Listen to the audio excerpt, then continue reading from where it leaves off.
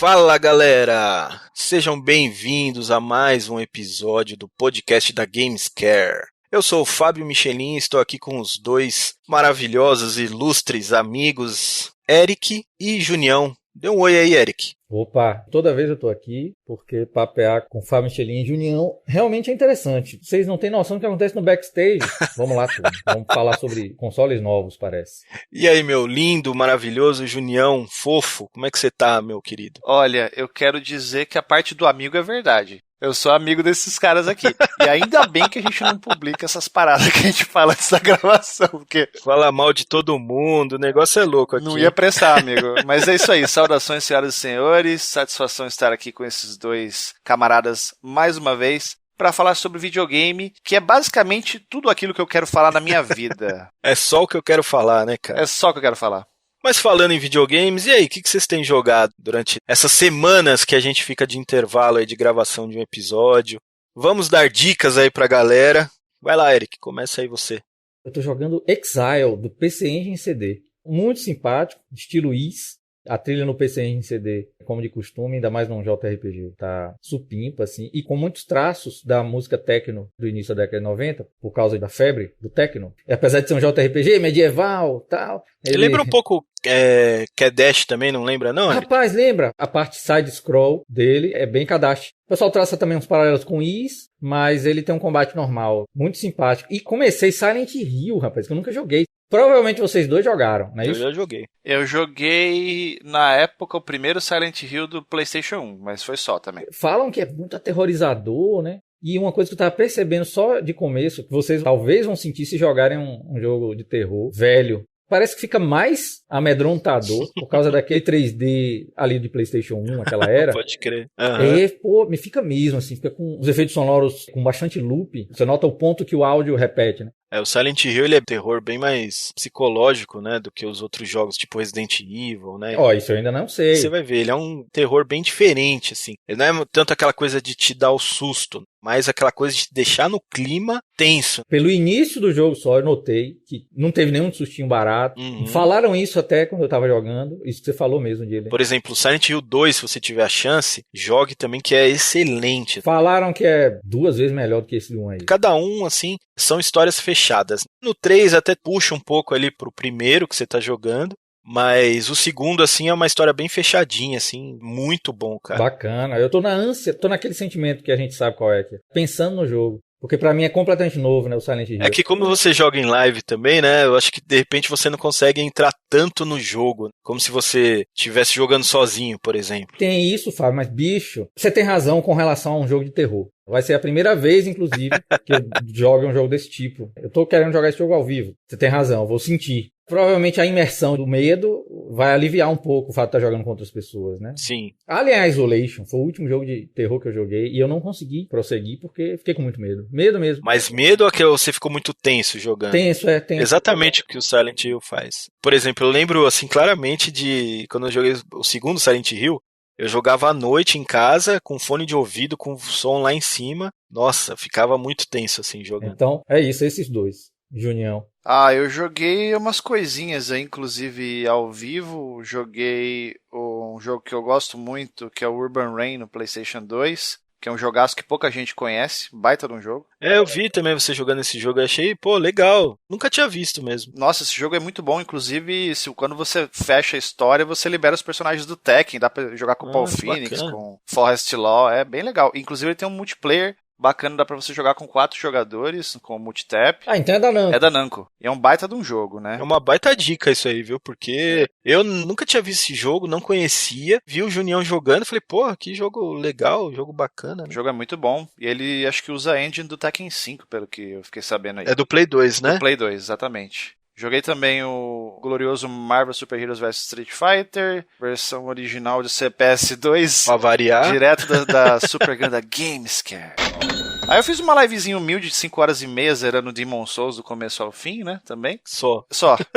Zerei o Demon Souls do começo ao fim. Fácil. Não vai ser a última vez. Agora no final de outubro vai ter mais uma live que eu faço, que é o Return to Nexus, que é no Dia das Bruxas, no dia 31 de outubro, que é uma data comemorativa entre os jogadores de Demon Souls. Aí a gente faz uma visita de volta a Nexus, e aí eu costumo fazer essa live zerando o jogo, mais ou menos 5 horas e meia de gameplay pra zerar, né, no meu caso. Os speedruns fazem 1 hora e pouquinho, né? Eu faço em 5 horas e meia, mas tá bom. Tá ótimo. Joguei também o Super Street Fighter 2 Turbo, versão do 3DO. Ah, eu vi também essa live, hein? Inclusive, apanhei algumas vezes lá do nosso querido Akuma no final do jogo lá, né? Que mesmo a versão Nutella dele é difícil pra caramba. É, pior que é, né? No fliperama é praticamente impossível. Não, no fliperama é ridículo. Pra fazer ele no fliperama já é, tipo, ridículo. É, exatamente. Pra você chegar nele, aí ganhar, então é outra história. E se eu não me engano, no fliperama, se você perder uma vez, você pega o continue com uma ficha, você não pega ele de novo, Não né? me lembro agora, hein, Junião? Uma boa pergunta. Pela lembrança, eu acho que não pega, mas enfim, fica aí o pessoal aí depois comentar. E aí, as 2 últimas lives que eu tive nesse período foi Rockman X4, que o pessoal tava querendo a versão japonesa do Mega Man X4, também fiz uma live do início ao fim zerando o jogo, deu 2 horas e pouquinho. Eu finalmente fiz uma live de Street Fighter 2 Champion Edition do PC Engine. Eu vi. Vi também. Que finalmente eu tive como jogar com controle de 6 botões através do módulo do RetroPad 32. Eu não tenho o controle de 6 botões do PC Engine.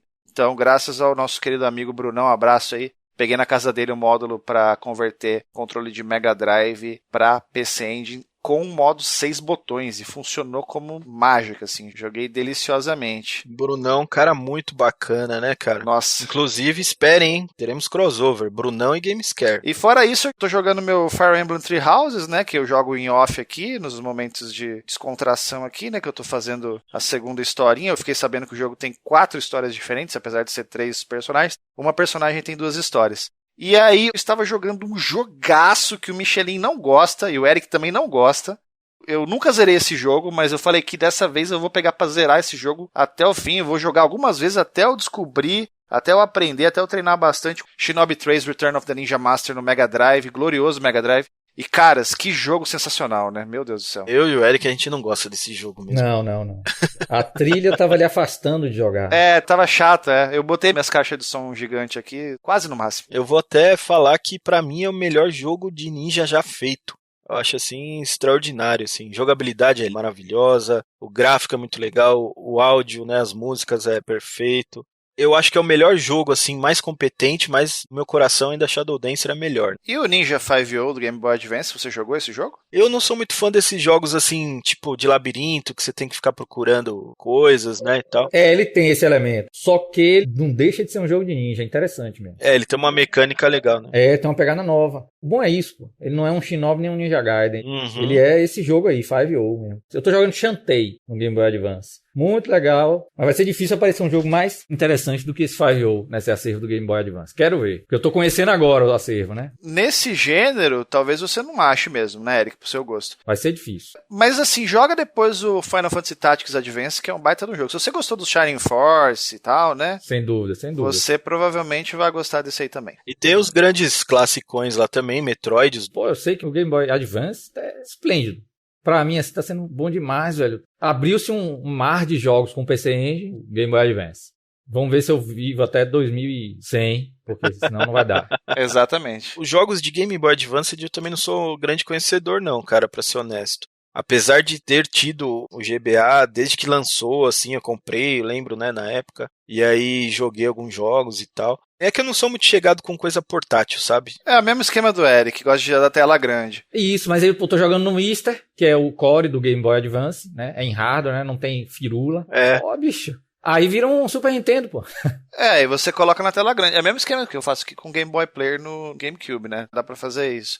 Agora, falando de Game Boy Advance, pra mim a melhor versão de Double Dragon da face da Terra é no GBA. Eu também achei, eu joguei. Pra mim é o melhor. Double Dragon é excelente. E é um jogo que, infelizmente, eu não tenho na coleção. Eu jogo através de Everdrive, mas queria muito ainda um cartucho do Double Dragon Advance. Quem sabe um dia eu não descolo um aí. Eu queria jogar no Zibo. O do Zibo é muito bom. Eu tenho também o Zibo aqui, joguei, fiz live dele tudo. Zerei o jogo finalmente. Mais uma vez, graças ao nosso querido amigo Bruno Freitas, tive a condição de jogar Zibo com o controle DualShock 1 do PlayStation. E aí é outra experiência, né? Porque o controle do Zibo ele é complicado. Principalmente aquele D-pad lá, ele é chatíssimo. É ruim. E você jogar um jogo do Zibo com um controle decente, controle do Play 1, é outra história. Você joga com gosto, entendeu?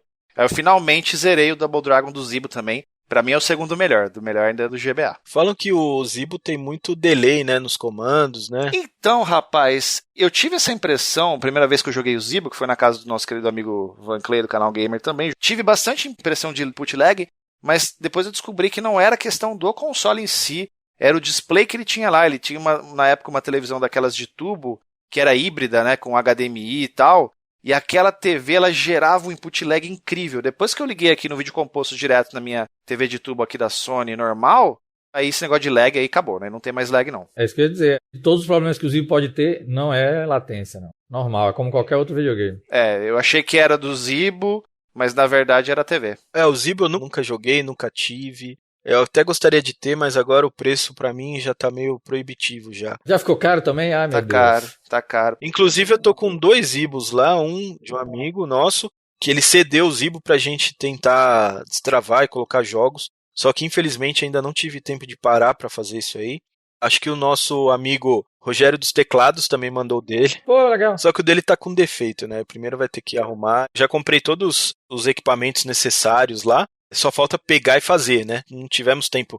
Quando eu falo não temos tempo, é eu e o Kenji, né? A gente não teve tempo ainda de pegar e de fazer, porque tá bastante corrido aí a nossa vida. A demanda tá grande? Demanda não tá tão grande, mas o problema de atraso de coisas, de chegar a peça, isso daí que tá matando. E aí quando chega, aí é aquela correria, né? Tá meio ruim é isso, né? Mas a gente vai dando um jeitinho e vai que vai. A única pena do Zibo, assim, que me deixa mais triste é que ele é só vídeo composto, né? Infelizmente, é o tal do System on a Chip, né? Não tem como extrair o RGB. Ele é um chipzinho ali, parece um celular. É mais ou menos a mesma mecânica. Acho que é um chip ARM até, igual que tem em celular, né, e tal. E aí não dá pra fazer nada, né, cara? Uma pena. Uma pena. E tem mais um detalhe, né? Além de ele ser vídeo composto, ele é em PAL-M, né? Isso é complicado. Pra gente que captura essas coisas, é transtorno PAL-M. Ainda bem que no meu setup eu consegui fazer uma mágica aqui. Não é bem uma mágica, mas enfim, deu certo. Conectei o Zibo direto no videocassete. O videocassete é um seletor, ele tem 2 entradas de composto. E aí ele sai direto para a entrada composto da televisão, que tem 2, né? Uma tá ligado ao Atari e outra tá ligado ao videocassete. Então, eu tenho, vamos dizer assim, quase que diretamente o Zibo conectado na minha TV. Só que essa TV, ela tem saída de vídeo também. Então, da saída de vídeo, eu coloco num transcoder que pega o PAL-M, transcodifica para NTSC e aí sim joga para o FrameMaster.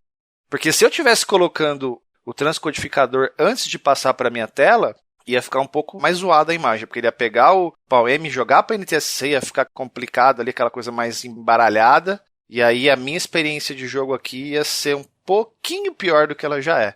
E para quem estiver ouvindo esse podcast que ficou, eita, pô, liga uma coisa na outra, deve ter latência. Foi tudo no reino analógico. Tudo no reino analógico, exatamente. O que vai ter a latência são aqueles 2 framezinhos do FrameMaster. Sim, aí é no final, aí é irrelevante. Né? Porque daí não sou eu que tô vendo, quem tá vendo é o pessoal da live. Mas quem tá assistindo a live também, 2 frames de diferença... Pra quem não tá jogando... Não faz nada. Frequentemente a gente faz esses conteúdos, né? Vem sempre alguém muito preocupado com a latência. Tudo tem latência. Eu não consigo mais jogar videogame porque tem latência.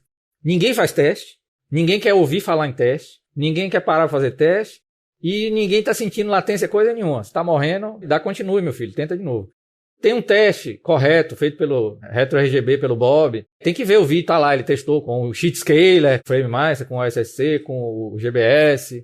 A gente sabe que existe essa neura, muito pela informação espalhada assim na internet sobre latência, e aí surgiu um problema muito grave, mas quase ninguém realmente está sofrendo desse problema concreto da latência. Eu tenho vários SheetScalers, vários, porque a China, né, varia, né?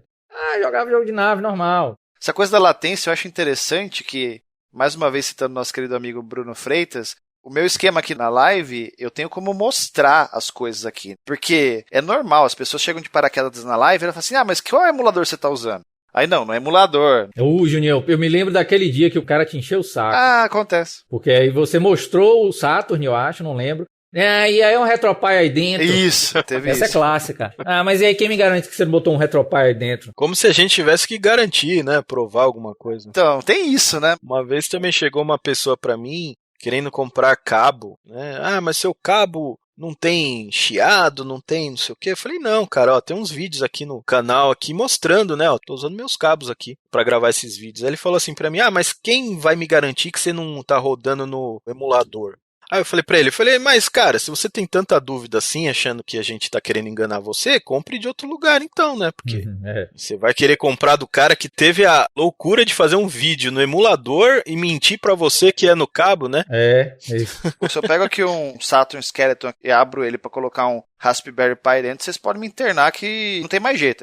Mas só concluindo, eu tenho como mostrar aqui as coisas da live, porque eu transformei o meu celular numa terceira câmera pra mim aqui, né? Rapaz, eu quero inclusive saber isso aí, viu, Junião? Depois eu quero a dica, viu? O app aí. Depois eu te explico. É mais fácil do que você imagina. Mais uma vez citando o nosso querido amigo Bruno. Mostrei o esquema do Retropad, todos os módulos conectados, até ligar no console no PC Engine, né? Pra jogar Street Fighter 2 Champion Edition. A pessoa vê vários módulos ligados com vários cabos, um em sequência do outro. A primeira coisa que o cabra pergunta é, mas o input lag? Não disse? Eu não disse? Valeu, Junião. Foi bom você falar Aí isso. eu falo assim, querido, não tem lag. Eu aperto o botão instantâneo aqui, não tem lag. Você acha que eu vou jogar Street Fighter com lag? Não sou louco.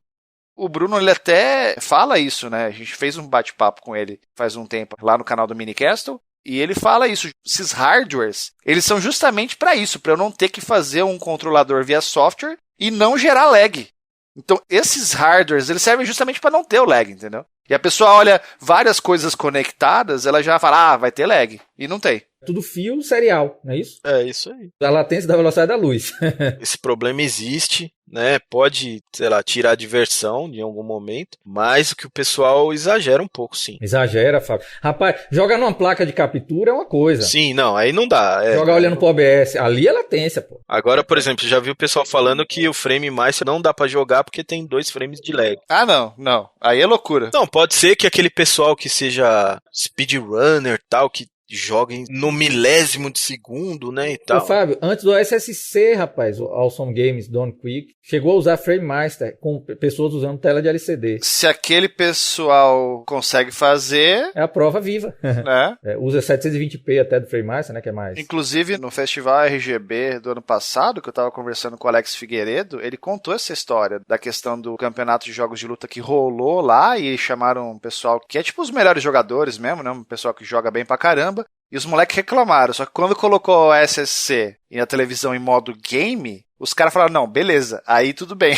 Tipo assim, se aqueles caras conseguem fazer aqueles combos insanos no King of Fighters 98, jogando ali, aí, meu amigo, você jogando no Super Mario World na tua casa aí, desculpa, mas... E ainda são os caras que até hoje jogam em fliperama, né? Então no fliperama é monitor CRT, o controle é ligado direto na placa, não tem nenhum lag, 0 lag, né? E aí os caras jogaram no OSSI, numa TV que nem era tão assim, sem lag. Hoje a gente tem TVs com menos de 1 frame. A minha TV mesmo tem 12 milissegundos de lag, por exemplo, no modo game, que é menos de 1 frame. Tá beleza. Agora aquela que a gente jogou lá, sei lá, devia ter uns 2, 3 frames, né, de lag. E aí os caras jogaram e falaram, não, tá de boa. Quem sou eu pra falar que não, né?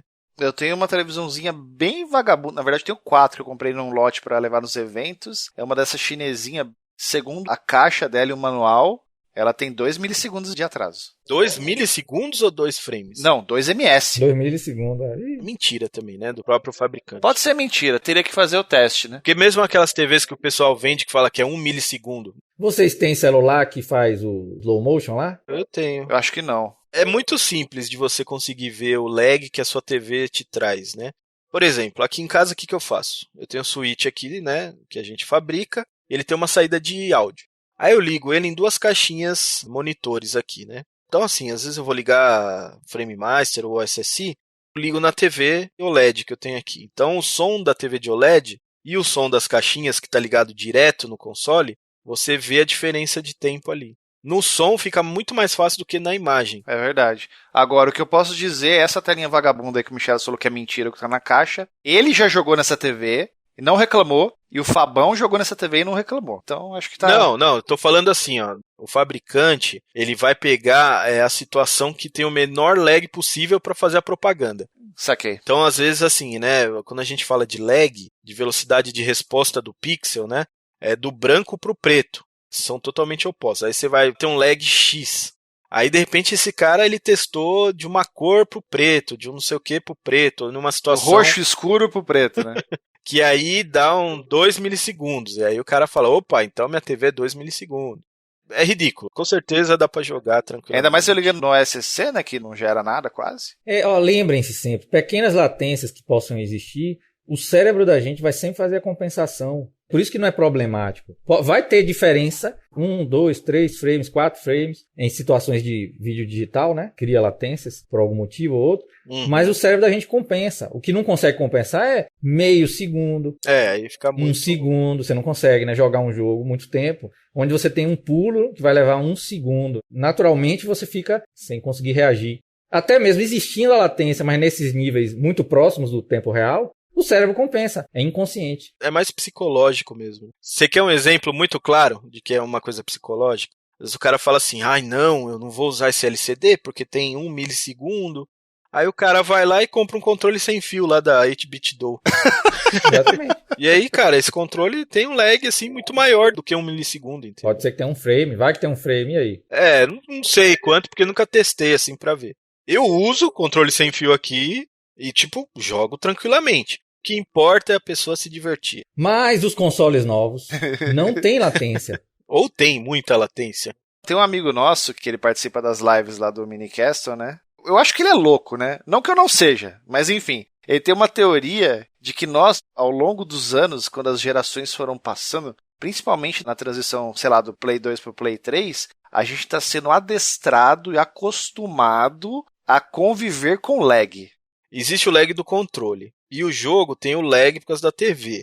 Então os consoles eles tentam compensar esse lag. Isso já existe mesmo. Eu acho que desde o tempo do Play 3, né? Porque isso, exatamente. Foi quando que os controles sem fios foram popularizados. Porque assim, o lag do controle sem fio também é, minúsculo também. É minúsculo. Né? Acho que o lag de frame, porque assim, no PC e nos consoles de hoje tem um negócio doido. Porque você, o Eric, com certeza já viu aqueles testes de placa de vídeo. Fala, olha, a placa de vídeo roda de 1 a 300 frames por segundo. Vocês já viram, né? Sim. Claro. E hoje tem um negócio que é o delay do frame. Nossa senhora. Quanto que demora de um frame pro outro. Frame pacing. Então tem esse delay. Então esses consoles novos, como são PC, eles também têm isso daí, né, cara? Então tem jogo que tem um delay maior do que outro, entendeu? E aí você vai juntando.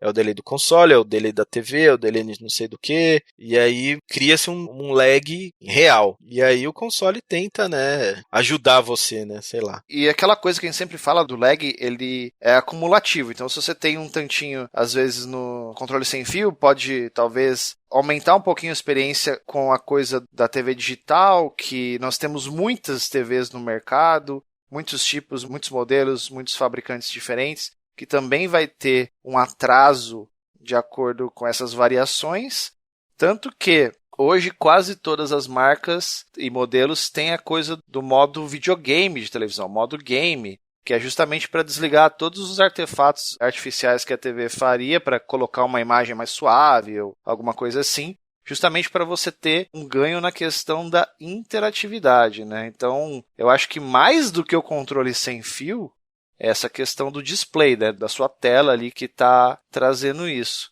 Mas eu vou dizer para vocês que eu fui muito bem adestrado né, com as mudanças de gerações, porque eu não percebo. Assim, a única coisa, às vezes, né, no caso, vai jogar jogos de luta, por exemplo, joga Street Fighter V no PlayStation 4. Aí eu já jogo com o controle com fio. Mas não é nem porque eu faço questão de que o controle com fio esteja ligado, é porque o meu controle para jogar jogos de luta é com fio. Então isso aí talvez até ajude nessa experiência. Mas assim, se a gente for pensar se os jogos estão sendo adaptados ou não, faz sentido. Porque, por exemplo, falando ainda de Street Fighter V, antigamente, por exemplo, no Street Fighter 4, o golpe fraco tinha um frame de diferença. O golpe fraco hoje tem 3 frames. Talvez isso seria uma questão de não só para o jogo ficar mais amigável para todos os públicos, mas talvez também para deixar essa coisa do lag um pouco menos cruel na questão dos jogos. Isso aí com certeza. Os jogos de hoje não tem tanta importância assim, né? A gente tá falando, por exemplo, de Punch-Out, de Mario Bros, do NES, que, pô, aí você precisa, sei lá, Mega Man 2, você precisa fazer o pulo no frame perfeito. Agora, jogos de hoje, você vai jogar God of War, você precisa fazer tudo no frame certinho? Não. Você vai jogar, sei lá, Call of Duty. Já entra outro fator, porque o cara às vezes está jogando online, aí tem o lag da internet. Perfeito, que hoje em dia os jogos não importam muito. Se a gente pegar o geral dos jogos, né? Agora, se você for falar em jogos específicos, como, por exemplo, o que eu estava falando, que são jogos de luta, e esses jogos online, multiplayer, que é PVP, de repente, se o cara tem aqui um setup com menos lag do que o cara que está lá do outro lado, ainda que a latência das máquinas de conexão de internet sejam semelhantes, o cara que tem um display mais rápido, ele tem vantagem. E o cara que joga num nível um pouco mais alto, ele vai sentir isso daí. Com certeza, mas assim, os jogos de hoje já não são tão exigentes como os antigos. No geral, não mesmo. É que tem essa galera, né, do Counter-Strike e tal, aí do competitivo, do PC, né? Aí esse daí pega aquele monitor caro, né, de 1 milissegundo. Até ia falar, tem aqueles monitores da BenQ, né, a linha Zoe, ela tem menos de 1 milissegundo. E teve uma outra marca, que agora me fugiu o nome, mas eu lembro que eles prometiam zero lag, assim, zero MS mesmo, assim. Não sei até que ponto é possível e é verdade isso, mas que eu cheguei a ver essa propaganda, eu não me lembro que marca de tela que era, mas era uma marca dessas aí mais famosas. Certo. Isso foi o podcast de lag. Não, é isso. Na verdade, a gente só deu nossa opinião, né? Não falamos nada cientificamente comprovado sobre lag. Cientificamente provado, é só ir no Bob do RetroRGB, tem um vídeo lá, onde ele fez realmente os testes, abordando upscaler com relação à latência. Mas muita coisa do que a gente fala é baseado nos testes desses caras aí, do Bob e de outras pessoas aí. Sim, sim. Exato. Se a gente pensar em Xbox Series S, Series X e PlayStation 5, eita, é muito console, bicho, pra Junião ficar pensando. Não agora. dá, é muita coisa. Já vamos começar com o seguinte, né, cara? Que raios de nome é esse, né? Xbox Series X e Xbox One X. Tipo, mano, Microsoft bebeu, né, velho? Ela já vem bebendo desde a geração anterior. Eles bebem bastante. O americano bebe muito. E agora tem o Xbox One S e o Xbox Series S, é isso? O S é a versão mais humilde dos consoles aí, e o X, né, o X, seria a versão mais burguesa, a versão para os mais abastados aí. A versão que o Eric vai comprar é o X. Ah, sim, com certeza. Porque tem disco. Ah, a outra não tem disco? Não, o S não tem disco e ele é mais orientado a no máximo 1440p. Ele tem um pouquinho menos de teraflops, se eu não me engano, né? Tem menos. A gente podia até começar falando sobre isso, né? Resolução. Porque isso daí é muito psicológico, né? Porque, ó, a gente tinha o PlayStation 3 e o Xbox 360, né? E eles eram, assim, largamente, os jogos usavam 720p. Pouquíssimos jogos realmente conseguiam fazer 1080p. Na verdade, a grande maioria dos jogos era abaixo de 720p. Isso a resolução interna deles, né? Que eles renderizavam o jogo. Aí quando sai para sua TV, tem um chipzinho ali de upscaler que joga em 1080p. Mas você está vendo a imagem em 1080p, mas renderizada numa resolução muito menor. Então não é a mesma qualidade de ter uma imagem renderizada realmente em 1080p. Então a gente teve isso daí. Então o Xbox 360, PlayStation 3 era 720 para baixo. Tinha pouquíssimas mesmo, de contar nos dedos, exceções. 5 jogos no PlayStation 3. Isso. Aí beleza, aí veio a geração nova, né? A geração nova que eu falo é o PlayStation 4 e o Xbox One. E aí, agora, né? E aí a gente viu a mesma coisa, cara. Os videogames não conseguiam rodar o jogo em 1080p. Pra mim foi igual. Tanto que agora tem a tal da resolução dinâmica, né? Então o jogo lá é 1080p. Só que se tiver uma explosão, um efeito de luz, ele baixa para 720p. E aí, quando tá tudo paradinho, ele pode subir até 1080p de novo. Então, para mim, esse negócio de resolução, cara, perdeu já esse significado. Porque o Xbox One e o PlayStation 4, se você for analisar, poucos jogos rodam em 1080p. E aí é lógico, a gente teve aquele refresh de geração aí, né? Que tem o PlayStation 4 Pro e o Xbox One X, né? Que é mais potente. E aí falam, ele roda em 4K. Não, mentira. Pouquíssimos jogos rodam em 4K também. Mesmo que a gente tá falando no Play 3 lá. Tem 3 jogos que rodam em 4K nativo, que é super simples. O resto eles usam lá um esquema de upscaling, checkerboard, não sei o que, para fazer o upscaling da imagem que está sendo renderizada numa resolução menor para ficar uma resolução maior. Então, cara, esse negócio de resolução, vocês ainda estão dando bola ou não? Eu particularmente não, porque eu não tenho uma tela 4K para jogar certo. videogame. Agora, quem tem, eu acho que até vale essa, vamos botar algumas aspas aí, preocupação. Mas essa coisa da resolução dinâmica que você falou, eu acho que nessa geração que tá para entrar, espero assim, honestamente, que seja uma coisa muito sutil que, a menos que o cara esteja numa tela de 70 polegadas ou mais, o cara não vai perceber isso daí. Agora, um negócio que eu percebi muito em jogos que tem essa coisa da resolução dinâmica é no Wii U. Vocês já jogaram Breath of the Wild no Wii U? O Eric já jogou, né, Eric? Joguei só nele, inclusive. Então, o Breath of the Wild no Wii U, ele tem isso daí, só que ele baixa pra 480p, às vezes até um pouco menos em determinados momentos. Se você tem uma tela que é Full HD, começa a ficar borrado. Eu já vi vídeos 720p em televisões 4K de 55 polegadas. Vocês sabem como é que fica, né?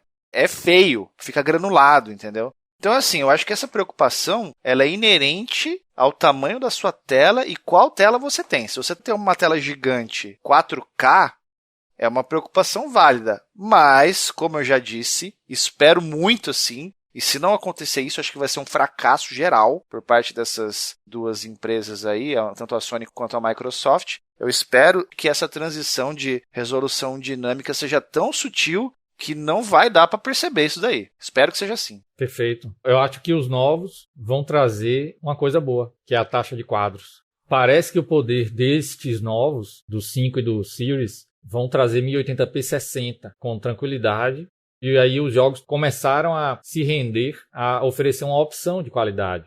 Isso foi uma inovação do final dessa geração, né? Alguns jogos que tem um modo performance, modo gráfico, varia de jogo para jogo a nomenclatura, mas basicamente é rodar em 1080p 30, que é o que o Fábio Michelin estava lembrando ali, que apesar de que internamente, né, os jogos da geração atual têm a resolução dinâmica, a maioria, na verdade, passaram a ser fixos em 1080p, só que 30.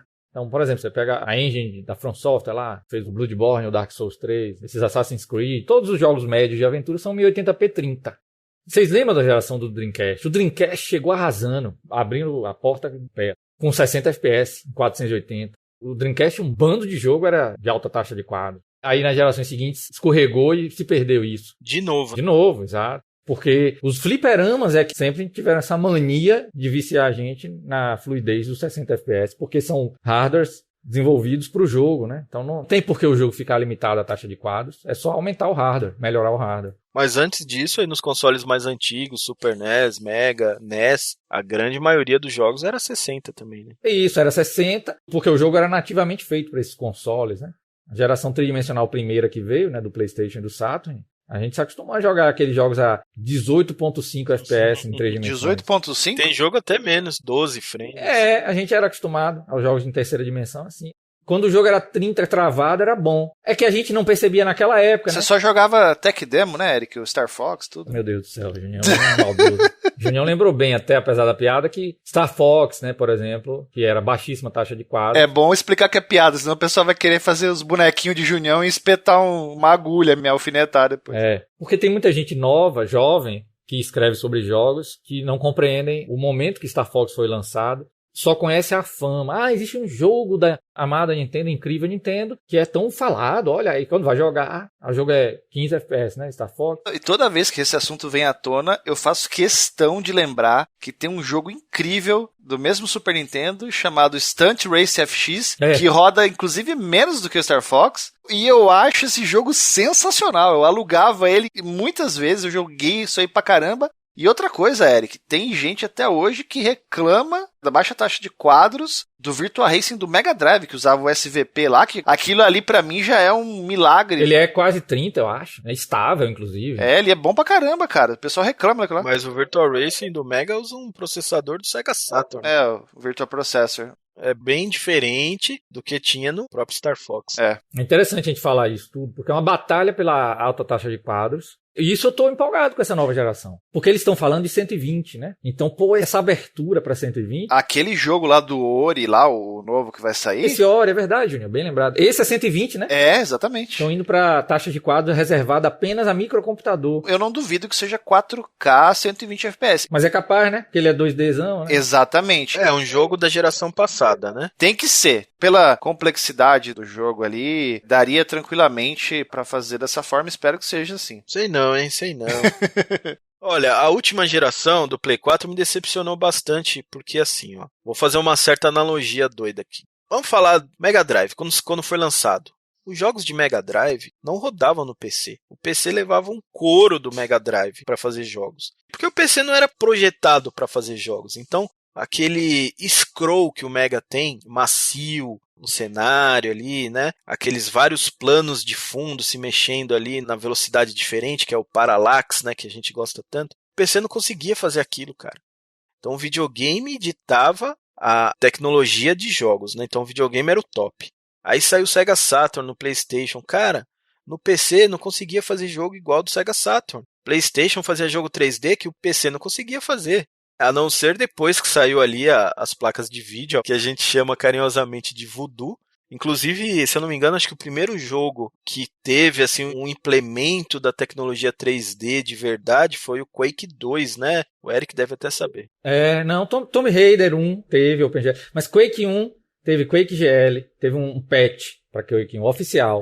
Mas o jogo que foi projetado realmente tem razão. para usar a tecnologia... Iluminação da Voodoo, você tem razão. Quake 2 é um ponto chave nisso. Tanto que fizeram RTX de Quake 2 agora. Quake 2 tem esse significado mesmo, com relação a Voodoo. Eu tive essa placa na época, a 3DFX Voodoo, né? Você teve a Voodoo 3. Voodoo 3, né? Realmente era sensacional pra época. Mas lembrando a Michelin, que a Nvidia, se eu não me engano, a Nvidia ela fez uma placa de vídeo na época para PC que era baseada na arquitetura do Sega Saturn. Só que essa placa era tão cara que não vingou, né? Antes disso existiu até uma placa do 3DO, né, para ligar no PC e tal. 3DO Blaster da Creative Labs. Quanto será que custava essa placa do 3DO? Porque o videogame já era caro pra dedéu, né? O videogame custava $700. Mas o meu ponto é o seguinte, o videogame era até então, quando era lançado, nada no PC se equivalia àquilo lá. Até quando saiu o PlayStation 3 e o Xbox 360. Eles faziam jogos muito mais bonitos do que o do PC. É lógico que com o passar dos anos o PC foi chegando e passou, né? O nível de tecnologia ali daqueles consoles, mas eles eram a referência. Quando saiu o PlayStation 4 e o Xbox One, eles já saíram com hardware de PC bem defasado. Então o PC já estava muito na frente. Eu acho que até mesmo na era do Xbox 360 e do PS3, você tinha poderio de fogo no PC para fazer coisas mais bonitas, mas a que custo? Essa que é a realidade. Aí é que tá, não tinha. No lançamento, o Xbox 360 e o PlayStation 3 davam um pau no PC mais top ali que... Mais top da época, nós estamos falando de 2006, 2005. Acho que é 2005 mesmo. Eu achei que tinha PCs fodões nessa época. Não. Aí assim, logo que com o passar do tempo, a geração do PlayStation 3 durou 9 anos. Lógico que no final da geração o PC já estava muito diferente, né, cara? O PC evolui muito mais rápido. Mas assim, até nessa era, nessa geração, os consoles quando foram lançados eram top, né? Para você construir um PC depois de um tempo ali que fazia a mesma coisa que o Xbox 360, você tinha que gastar uma bela de uma nota, né? Então assim, o videogame que era mais bonito. Nessa geração do Play 4, vamos pegar um PC de médio custo aí e vamos fazer o PlayStation 4 e o Xbox. Aí fizeram. Então eles já saíram meio defasados, né? Então o PC já estava rodando o jogo a 4K, sei lá. Ainda não assim fluente e tal. Mas já tinha lá, sei lá, os jogos a 1080p detonando. E aí sai o PlayStation 4, não consegue rodar em 1080p. Então ficou já um negócio meio assim, né, defasado, né? E agora, com essa geração, eu tô vendo a mesma coisa, né? O pessoal tá falando, não, agora vai ser tudo 4K, 100... Não vai ser, não vai. Não vai porque o pessoal sempre puxa o jogo lá pra cima. Os caras querem esmiuçar o máximo de gráfico, de máquina e tudo. Exatamente. Mas hoje em dia já, cara, o pessoal promete.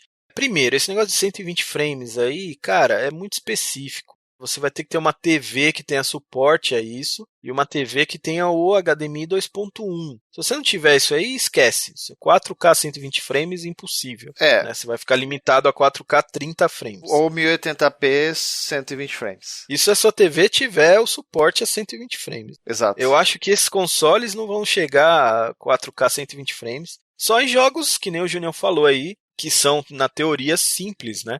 Por exemplo, a geração passada já rodava esses jogos tranquilamente. Então, videogame novo vai rodar melhor, lógico. Mas eu acho que o pessoal promete muito e depois chega na hora de cumprir mesmo. Acho que não tem. Porque a direção de arte, os diretores mesmo dos jogos, no geral, o cara vê o jogo de videogame como se fosse um filho dele. Então ele quer fazer o jogo mais bonito possível, né?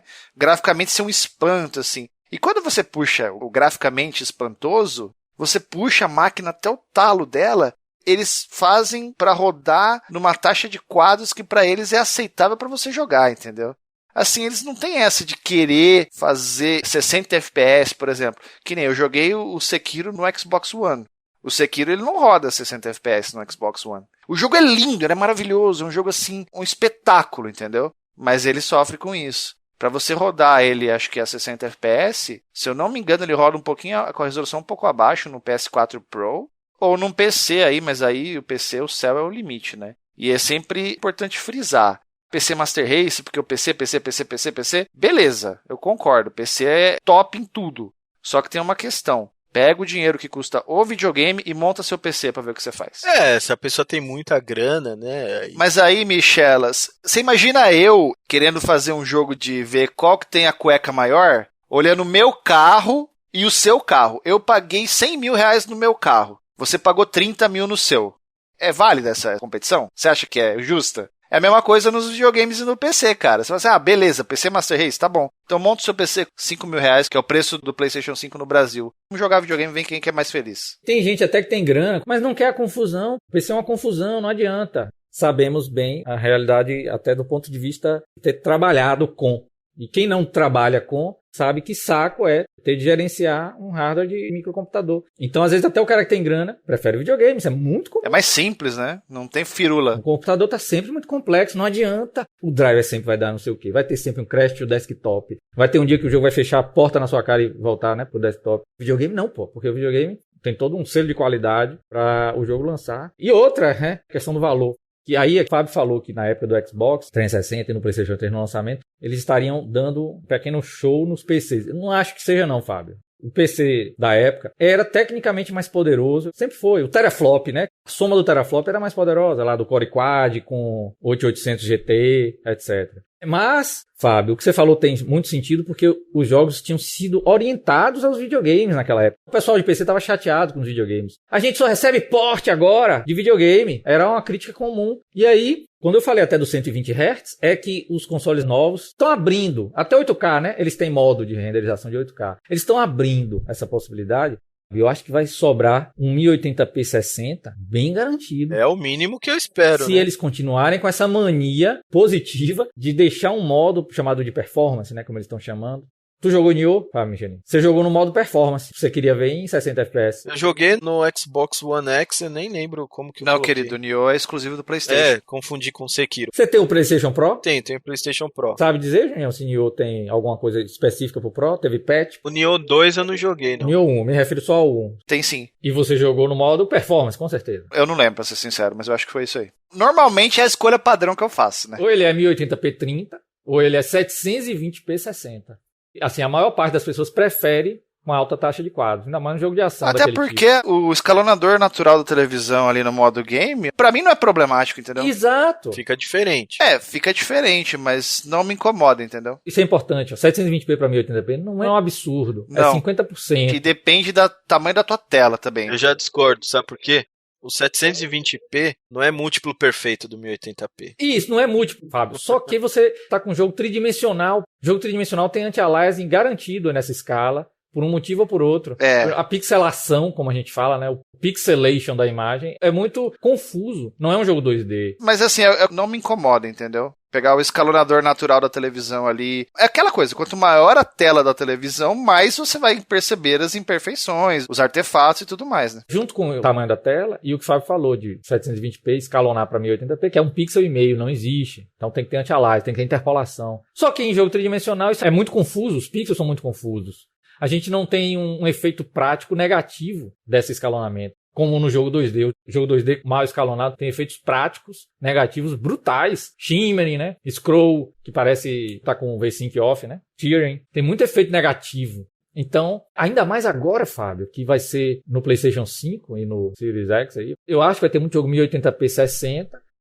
Mesmo que o cara tenha uma tela 4K, a escala passa a ser perfeita. Esse problema deixa de existir. O problema que o Fábio está falando, ele está mais no reino matemático. O problema da escala do 720p para 1080. E aí no 4K esse problema vai estar inexistente, porque 1080p para 4K é 4 vezes, né? Então um pixel vira 4 pixels, certinho. Ele vira um quadrado maior. Eu acho que está abrindo, Fábio, nesse tópico da resolução de tela, um bom momento, bicho. E taxa de quadros. Concordo, com certeza. A gente estava falando aqui que assim, né? Os caras não entregam muito bem o que eles prometem. Mas eu espero que nessa geração a gente tenha 1080p 60 frames. Isso, esse valor mítico que vai atender quem tem 1080p e as pessoas de TV 4K vão ser atendidas também. Quem quiser ficar em 60 FPS vai ficar com uma resolução múltipla. Vão ter jogos em 4K, etc, né? Mas a taxa de quadros... Por exemplo, estão falando um negócio agora que é muito falado, né? Do tal do Ray Tracing, que é um novo sistema de cálculo de luz, que é muito mais real, blá blá blá, que vai ter nos consoles novos. É uma revolução. Cara, você pega hoje uma NVIDIA, uma 2080 Super, que custa, sei lá, R$7.000,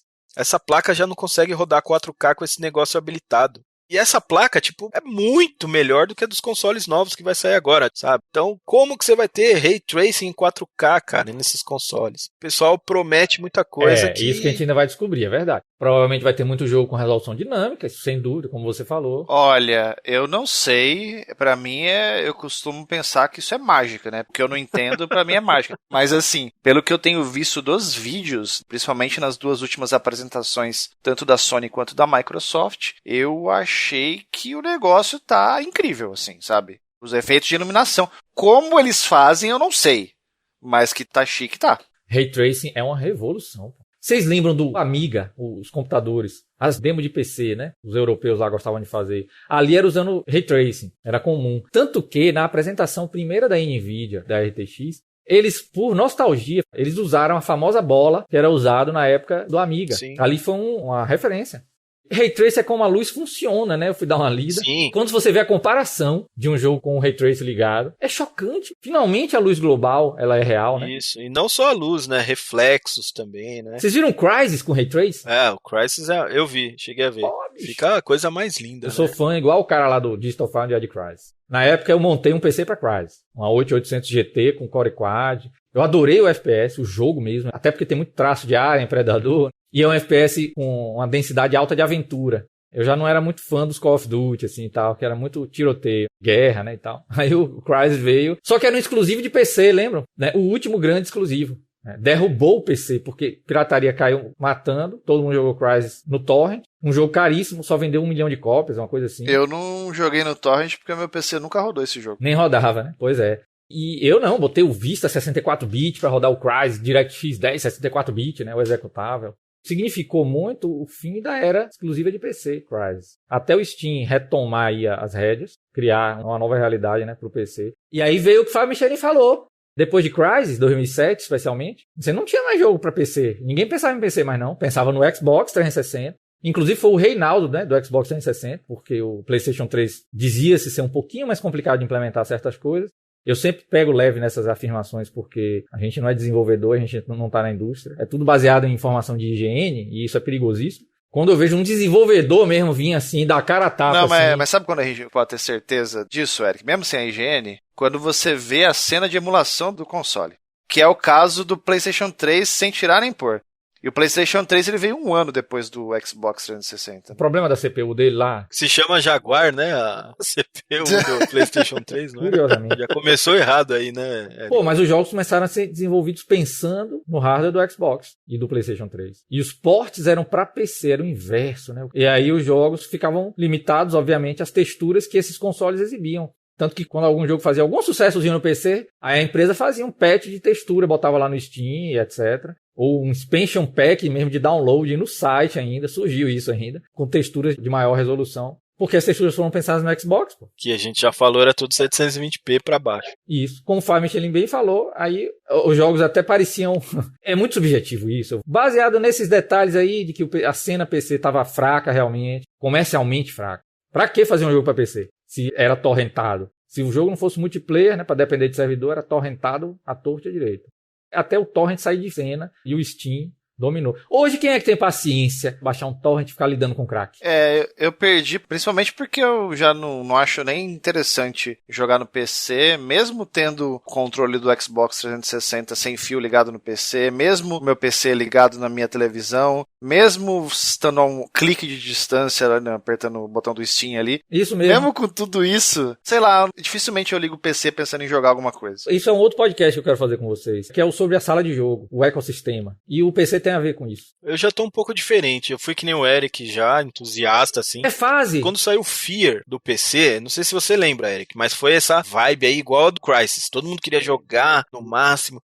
E eu lembro que eu montei um PC assim, não vou falar que era o top de linha, porque... Nunca é. Né, eu nem me lembro se era ou se não era. Mas eu sei que os tops de linha mesmo eram super caros, né? Mas era um PC já bem acima da média. Por exemplo, eu tinha 2 placas de vídeo. Fez SLI, provavelmente. Cheguei a fazer com 2 placas de vídeo pra rodar esse jogo no talo. Rodei esse jogo no máximo e eu nem terminei o jogo, cara. Foi a meta, assim, né? Então eu gastava muito com PC naquela época. Depois, cara, parei, assim. Tá vendo? É fase. A gente é velho, pô. A gente joga videogame desde o Atari. Então a gente pegou todas as fases. Nós temos fases. Por isso que quando eu vejo na internet aquele papo, não, o PC, ou então, ou mesmo o outro lado, o cara defendendo só o console, porque o console é mais estável e tal. É fase, meu caro. Vai ter um dia que você vai querer jogar no PC. Eu não sou um cara que joga muito no PC. Agora eu tô até tendo mais contato com o PC. Não que eu tô jogando mais no PC, mas eu tenho mais contato, assim, compro alguns jogos pela Steam, porque é muito mais barato, é inegável. A quantidade de opção de jogo é infinita. Você consegue jogar, assim, vamos fazer uma analogia, né?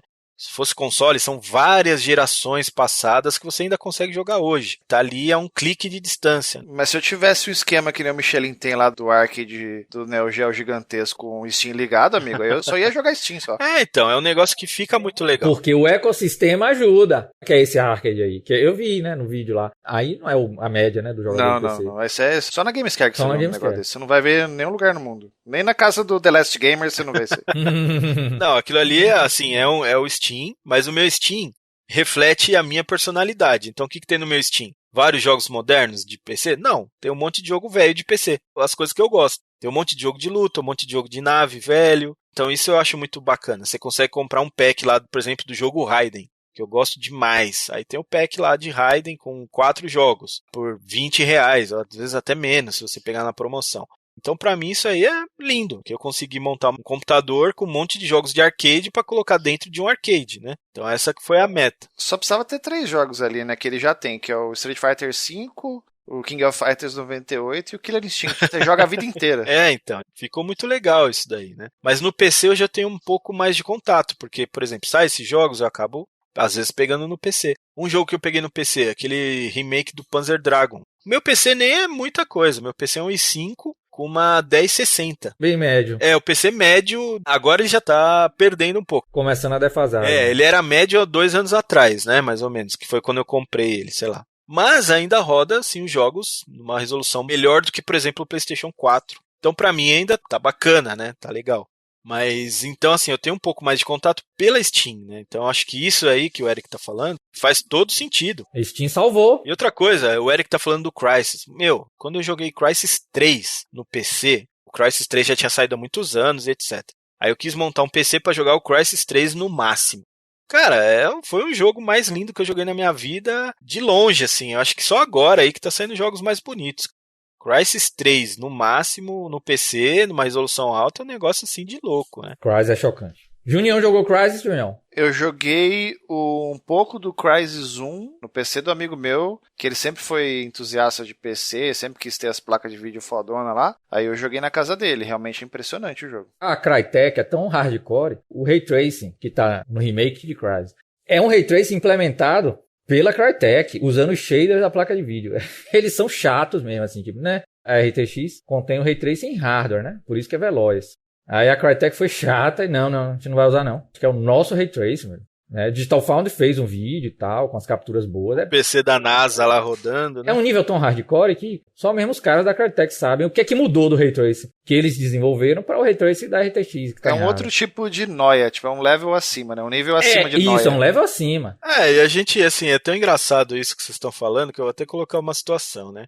Eles fizeram, há um tempo atrás, um vídeo rodando jogos de PC moderno no monitor de CRT da Sony, o F900, se eu não me engano. Exato. Aí todo mundo, meu Deus, né? Até eles ficaram impressionados. Olha a qualidade, dá pra rodar numa resolução menor, sem perder aquela coisa de estar jogando uma resolução menor, né? Não ficar tão aparente, e nos frame rates gigantescos, e fica lindo. Só que, cara, os monitores que os caras estavam usando é referência. O monitor daquele, um F900, custa $10 mil, sabe? Então, aí todo mundo queria, né? Aqui, inclusive aqui no Brasil. Mas, cara, então assim, a gente tem que tomar cuidado às vezes com esse tipo de coisa, né? Porque é lógico que você pegar um monitor de $10.000, que esse monitor é tido como o melhor CRT que existe. Sim, sim. Então é lógico que vai ficar lindo, cara. É lógico que vai ficar maravilhoso. A tela é incrível, né? A gente é humilde, a gente só tem uma BVMzinha aqui e tal. Faz o 480 aí da humildade, tá bom demais. Por exemplo, se você for analisar o PC que os caras rodam o jogo, custa, sei lá, $20.000, $30.000. Pelo menos pra mim, uma coisa que não tem como. E aí é que entra, Fábio, esses videogames novos, pô, com preço aceitável. Não é piada isso, porque o preço dos videogames, até no Brasil, se você olhar friamente, não é louco, porque o dólar tá alto, essa coisa. Esperava bem mais também. É um hardware poderoso. O Xbox chega ao ponto de dar 12 teraflops, que é hardcore. Se você olhar aí as placas de vídeo para atingir isso aí, o negócio é pesado. Então, a gente vai ter uma máquina garantidamente 1080p 60 com facilidade e com a chance de alcançar 4K. Como o Junião bem falou, vai ter os desenvolvedores. Eles são os artistas. Eles querem o jogo dele o melhor possível. Talvez alguém possa achar que não, os caras querem dinheiro. Não é, não, pô. Os caras que fazem jogos gostam. Não tem erro. O cara que fez Nioh, os caras da Team Ninja lá, né? Eles gostam de videogame, mas não tem quem me prove o contrário. É lógico que por trás lá da máquina eles querem dinheiro, todo mundo quer dinheiro, a empresa quer dinheiro, mas o cara que tá fazendo o jogo, que é apaixonado pelo que ele tá fazendo, com certeza, em primeiro lugar, ele quer a qualidade do jogo dele. Ela é muita arte pra o cara tá obcecado por, sei lá, dinheiro, né? No Man's Sky é um outro exemplo, claro. Era o sonho de Sean Murray, né, o criador de No Man's Sky. Era o sonho dele, pô. E ele conseguiu, né? Ele não queria o dinheiro das vendas de No Man's Sky, não. Porque ele foi ameaçado de morte. É uma palhaçada. São pessoas que têm outros problemas de alma que eles querem resolver com um desenvolvedor de jogo. Deixa eu resolver minhas frustrações nesse monitor de computador aqui, ó. Deixa eu ir nesse fórum aqui. Peraí, plac, digitando. A vasta maioria são jogos de apaixonados, de sonhadores. Ainda é assim a indústria do videogame, ainda bem. Né? E eu acho que eles gostam muito de hardware fixo. E por isso que, imagine, ó, os caras criticam os jogos da From Software, que sempre foram 30 FPS. Aí imagine, ó que visão rasa, você criticar os jogos que talvez tenham o maior nível, a maior qualidade de gameplay já criado na história dos jogos eletrônicos. Pode se atribuir aos jogos da From Software? Pode. Cada um vai ter um gosto, é evidente. É um meio termo comum, é um ponto de convergência comum para apreciador de videogame. Perceber que os jogos da From Software têm um nível mais alto de gameplay já produzido. Aí vem o PCzista. Já vi críticas homéricas a Dark Souls, a Demon Souls, a Bloodborne principalmente. Sim. 1920 por 1080, tá bom, ok, chegou lá, né? Mas é 30 FPS, que porcaria. Tudo isso, meu ponto, é só para dizer que o desenvolvedor do jogo, ele é quem sabe. É como Stunt Race. Os caras lá que estavam fazendo Stunt Race, 18 FPS, 15 FPS, eles é quem sabe do que eles querem fazer. Você tem toda razão. Não, concordo em gênero, número e grau contigo. Só que com relação ao Bloodborne, tem um pessoal ali que não engole até hoje. Que o jogo, quando ele foi lançado, bem no comecinho lá mesmo, nos primeiros dias, ele era muito problemático, ele teve questão de desempenho abaixo dos 30 FPS, inclusive, e tem uma parcela da galera que não perdoa até hoje. Até hoje, né?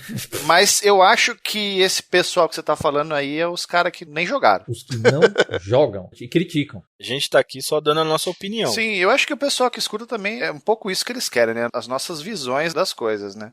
Rapaz, é falta até de quase que humildade nesse caso aí da internet, quando desce a madeira nos jogos dessa maneira. É uma falta de visão de você não ser um desenvolvedor de jogo. E quando eu digo não ser um desenvolvedor, é literalmente mesmo. Por exemplo, ó, essa coisa de criticar bug de jogo no lançamento. Eu jogo desde Atari, igual vocês, e não tinha bug, né? Praticamente não tinham, né? Mas eu entendo perfeitamente que os jogos estão muito mais complexos, pô. Que é aceitável que um software desse calibre saia com algum bug. Ainda bem que a indústria tem uma saída hoje, que é o patch online. Complexos, e tem outro detalhe, né? Muitas vezes o período para você fazer e lançar o jogo é menor, né? Tirando alguns pontos, né, da história dos videogames, né? Muita gente vai lembrar a questão do próprio ET do Atari lá, que o cara fez, sei lá, em 4 semanas. Tirando esses casos específicos, o pessoal era mais de boa para fazer os jogos antigamente, né? Hoje em dia tem uma pressão violenta. Isso, é verdade. A indústria do videogame é dinheiro, né? Muito dinheiro envolvido. É dinheiro pra caramba. Então eu acho que tem isso também, né? O pessoal é muito apressado em nome também de você lançar esse jogo no prazo. Eu já li algumas matérias de pessoas de dentro de empresas dizendo que funcionários trabalham exaustivamente, muitas horas por dia, para poder lançar os jogos com a qualidade que tem no prazo. O The Last of Us 2 é um exemplo disso. Isso. Tem todas essas questões, né? Eu acho que os bugs Também é essa questão de você ter que lançar o jogo correndo, não tem um período de testes talvez satisfatório para você lançar um jogo mais polido. Por outro lado, existe a possibilidade do patch. Vamos fazer um exercício, imaginar um cenário sem essa realidade da internet e jogos tão complexos assim sendo lançados. Fallout New Vegas, mas não existe internet. Como é que você ia conseguir o update? Teria que receber uma mídia por correio. Ia fazer que nem o pessoal das montadoras de carro faz. Tem que fazer um recall no jogo, conserta e devolve. Pois é. Que isso, inclusive, já foi feito com o Neo Geo até. Não sei se você sabe, mas o Samurai 5 Special, quando foi lançado, tinha alguns bugs. E tinha uma certa sanguinolência acima do normal, né? Eu acho que como era um jogo de fliperama, que todo mundo tinha acesso, uma criança entra no fliperama, ele pode ir lá e ver o samurai rodando e ficar impressionado. O pessoal chiou. E aí teve um recall do cartucho para ser corrigido bugs e diminuído um pouco a violência. E obviamente nem todos os cartuchos voltaram, porque tem gente que simplesmente não faz o recall. Claro. E deve ser uma loucura de colecionadores essas cópias aí sem o recall, né? Exato. Pronto, o exercício funcionou bem. Você deu um exemplo até prático aí da época. Dá pra pensar nisso como uma coisa meio inviável, né? Tem que fazer um recall. Agora eu não me lembro bem se foi feito o recall da versão de fliperama ou da versão AES, mas uma das duas versões foi feito o recall. Aí com a facilidade e a burguesia do Neo SD Pro, você pode ter as duas versões aí com Provavelmente. Mas ninguém tem esse Neo SD Pro. Ninguém tem, né, Michelas? Ih, rapaz, parece que alguém nesse podcast tem, Não né? conheço ninguém que tem. Cara de pau. Conhecer outra pessoa você não conhece. Eu conheço uma pessoa aí que logo vai ter também. Mas Olha aí, olha aí. Léo Bala é cheio dos Everdrive. O Léo Bala tem tudo, né, amigo? Ele tem várias unidades de várias coisas.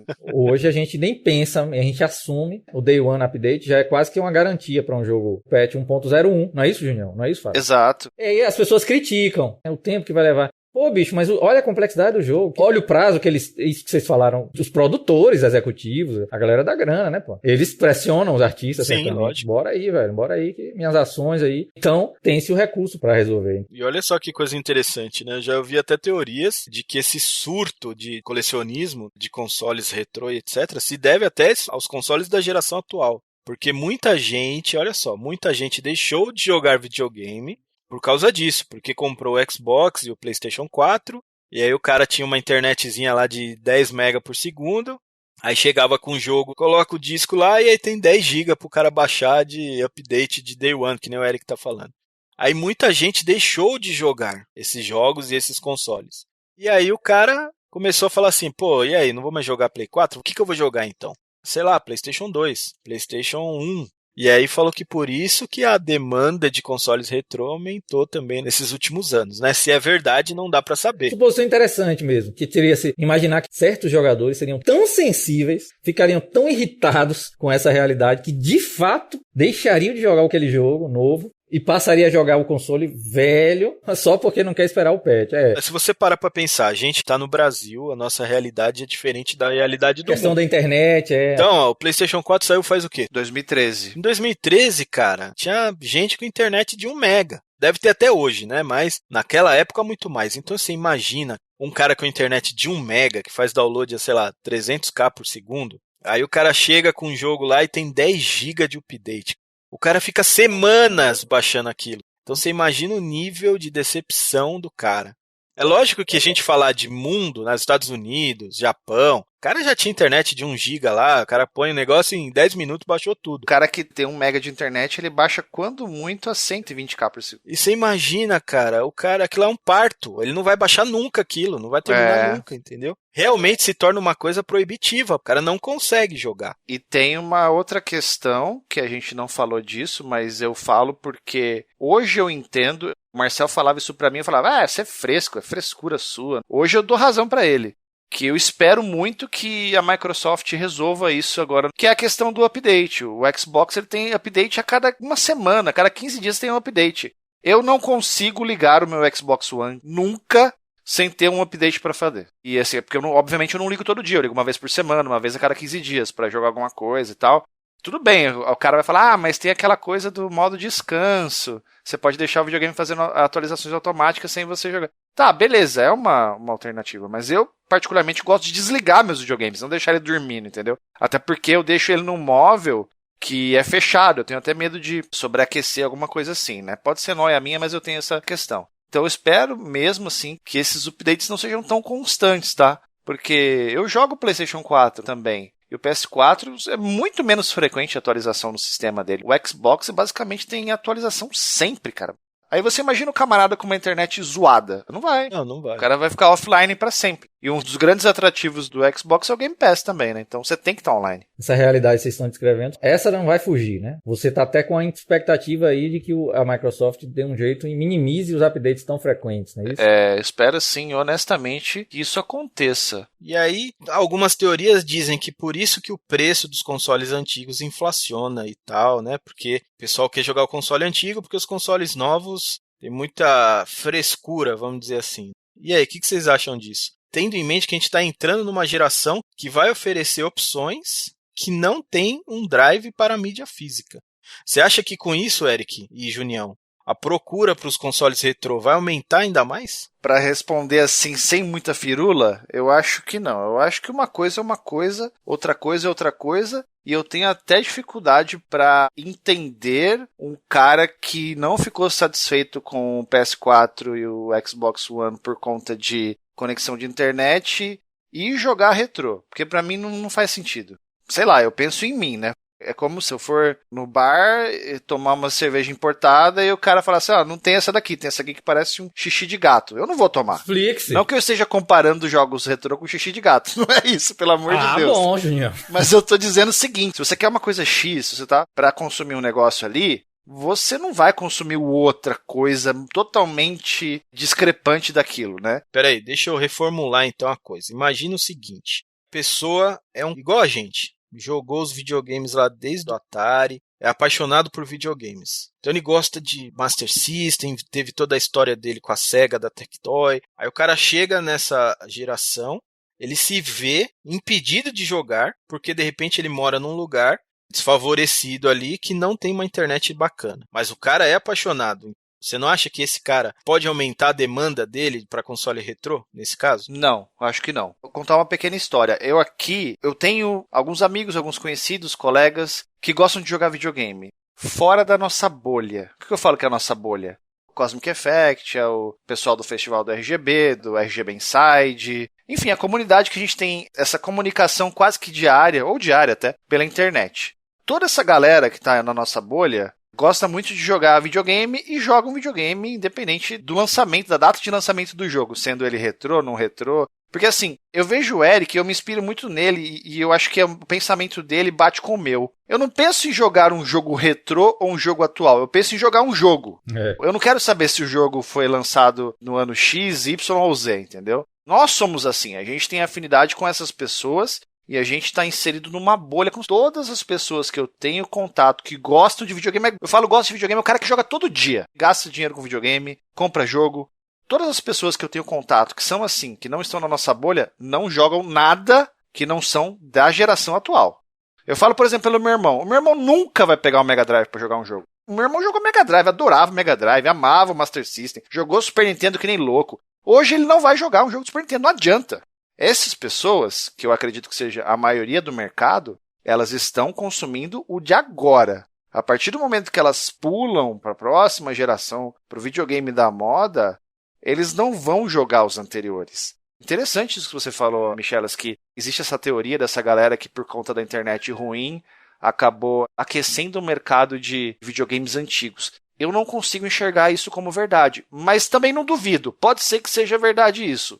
E sendo verdade, eu acredito que é uma parcela pequena do movimento, entre aspas, retrô, que ficou mais acalorado aí, sei lá, em 10 anos, 15 anos, não sei exatamente quanto. Eu até falei isso uma vez num bate-papo que eu participei, num outro canal. Eu falei que não existe uma fórmula e não existe uma razão específica para o que o mercado de videogames antigos virou, sei lá, do ano 2005 para cá. É mais ou menos isso que começou a dar esse estouro, não é? Eu também concordo com você, não acho que não tem a ver com a realidade do console atual desanimando o jogador a ponto dele jogar um console antigo. Comecei a ganhar meu salário em 2001.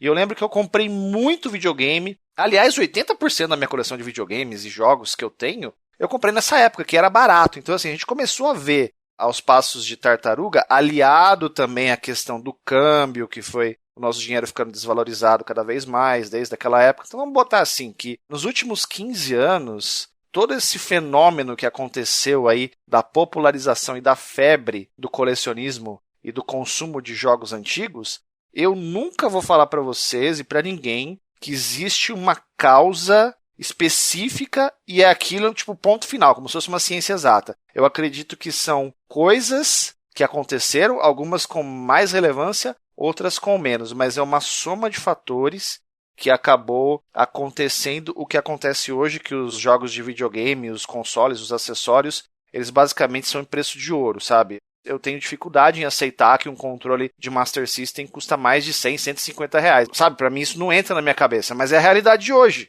Eu cheguei aí numa loja lá, faz uns anos atrás, no centro da cidade aqui onde eu moro, e eu vi o cara vendendo controle de Mega Drive, de Super Nintendo, de Master System, todos a 100 reais. Eu olhei e falei assim pro cara, falei, meu, tá certo esse preço? Eu fiquei indignado com os preços, assim, eu não acreditava o que estava acontecendo ali. Hoje é uma realidade, cara, as coisas estão ficando cada vez mais escassas, os preços estão subindo, provavelmente sim, a procura tá aumentando, e não adianta falar que não, os produtos estão acabando, eles não são mais fabricados, e os que existem estão morrendo, cara. Tem alguns que a Gamescare consegue recuperar, tem alguns que nem pra Gamescare vão, tem alguns que o cara simplesmente joga no lixo, então tá ficando mais escasso. Eu acredito que esse fenômeno, existem várias causas, muitas coisas acontecendo para deixar tudo isso. Se a gente falar que os caras que largaram os jogos modernos por causa da conexão de internet, se isso é uma coisa real, eu acredito que é uma parcelinha do pedaço do bolo, vamos dizer assim, né? Caramba, enquanto o Tinhão falou, eu fui olhar o controle do Master System.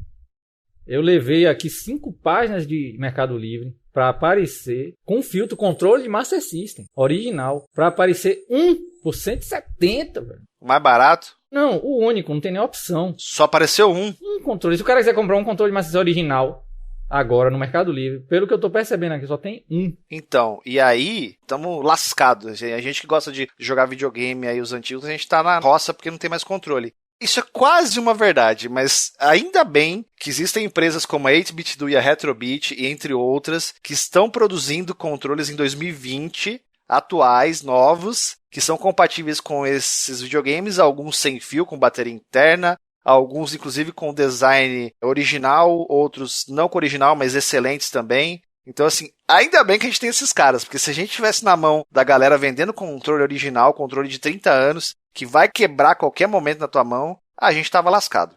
Desculpe, mas o cara vendendo um Master americano na caixa completo, 9 mil, não é brincadeira não. A gente tem que ter uma ideia que é o seguinte, tem gente no Mercado Livre que não tem noção. Imagina eu, vamos supor, eu adoro o meu Nintendo 64. Aí assim, eu não quero vender o meu Nintendo 64. Mas se alguém me pagar 9 mil, aí eu vendo. É mais ou menos isso. Então a pessoa às vezes coloca um preço lá que... É o famoso preço para não vender, né? Isso. Está sem uso, de acordo com ele, mas não está lacrado. Está todo completo realmente. Não tem como provar que não tem uso, né? Master System americano é raro, mas não vamos... É raro, mas eu tenho 2 aqui, tá? Então... mas você raro, também não é parâmetro, né? Aí comprou nos anos 2000, né, bicho? Eu comprei faz um tempo. Você é extraordinário. Que isso? O pessoal precisa conhecer o maravilhoso mundo da Michelândia, amigo. Isso Michelândia, né? O pessoal vai se decepcionar, coitado desses pessoal. O dia que o Eric for lá, ele vai ficar babando. E esses preços dos consoles clássicos, que passaram a subir muito, assusta. Claro que nem sempre é 9 mil, isso aí é só um ponto fora da curva, né? Um exagero desse. Mas não é também baratinho o Master System. E os jogos e tal. E a dificuldade da imagem, aquela problemática toda. É mais fácil você pagar uma internet melhor e ficar nos consoles novos mesmo. E ficar nos jogos atuais. Do que entrar na aventura, né? Do videogame clássico. E normalmente, quer ver? Me corrijam. Os amigos da gente que jogam clássico, colecionam e piriri parará, eles jogam atual. Sempre, não é verdade? Você vai lá na Master of RGB, lá todo mundo falando de PlayStation 5 também. Perfeito, Eric. Existe. Mas é muito raro você pegar o cara e falar assim, não, eu só jogo jogo antigo, eu não gosto desses jogos modernos. É raro, existe, é muito raro. Agora, o contrário não é tão raro. O cara que joga só os novos, eu acho que até a maioria do mercado é assim.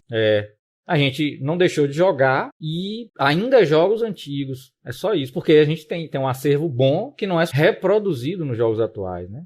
Por exemplo, mesmo quando o jogo funciona beleza, bota o Blu-ray e o jogo começa na hora, porque não teve update, milagre isso, mas pode acontecer. E aí o jogo é burocrático, é o tutorial, é um bando de comando. É engraçado isso, que eu lembro que na época que eu era criança, que eu jogava Master System, Mega Drive, Super Nintendo, essas coisas, as minhas primas, que são mais velhas do que eu... achavam esses jogos burocráticos. Exato, elas falavam assim, eu não jogo mais... Porque na minha época eu jogava o Atari, era fácil, tinha um botão só Isso. e acabou. Esses jogos são muito difíceis, eu não quero jogar isso aí. E elas estão cobertas de razão, Junião. O NES e o Master System afastou um monte de gente dos videogames, pô. Eu percebo aí, você lembra, eu lembro. 2 botões já é muito complicado. Gente mais velha, quando eu digo a gente tinha 10 anos, o cara tinha 20. É. Um RPG, pelo amor de Deus, pô. RPG é um negócio de outro mundo, né? É injogável. Até esses jogos de luta cheio de combo, velho, ficou muito burocrático. Até a gente que é fã de jogo de lutas, tem jogo que a gente nem domina todas as mecânicas, é tanta coisa que... E isso, imagina, um jogo de ação pura, uma tela só, mas é tão complexo mesmo em uma tela só. Essa geração afastou. Só ficou os heróis, a gente.